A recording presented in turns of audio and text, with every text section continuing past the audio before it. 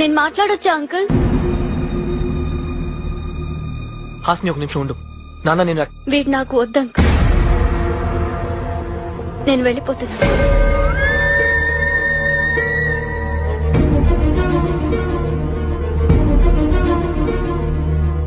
నాకు మాట్లాడడం రాదు అంకుల్. ఇప్పుడు కూడా మీరు మాట్లాడుతుంటే మధ్యలో వచ్చి డిస్టర్బ్ చేశాను. ఇది కరెక్టో కాదో కూడా నాకు తెలియదు. కానీ సిద్ధుకి మాత్రం నేను కరెక్ట్ కాదని అనిపిస్తుంది.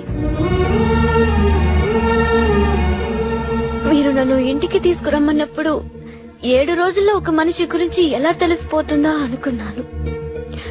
కానీ తెలుసుకోవచ్చని ఇక్కడికి వచ్చిన తర్వాత అర్థమైంది. మీరు నా గురించి ఏం తెలుసుకున్నారో నాకు తెలియదు అంకుల్. కానీ సిద్ధు గురించి నేను చాలా తెలుసుకున్నాను. ఒకప్పుడు వీలైతే 4 మాటలన్నాడు. ఇప్పుడు అస్సలు మాట్లాడొద్దంటున్నాడు. ఒకప్పుడు సరదాగా మాట్లాడడానికి ఫోన్ చేసేవాడు. ఇప్పుడు తిట్టడానికి ఫోన్ చేస్తున్నాడు. ఒకప్పుడు నాలో ఏం నచ్చిందన్నాడో ఇప్పుడు అదే నచ్చట్లేదంటున్నాడు. అయినా సిద్ధు నన్ను తిట్టాడని వెళ్ళట్లేదు అంకుల్.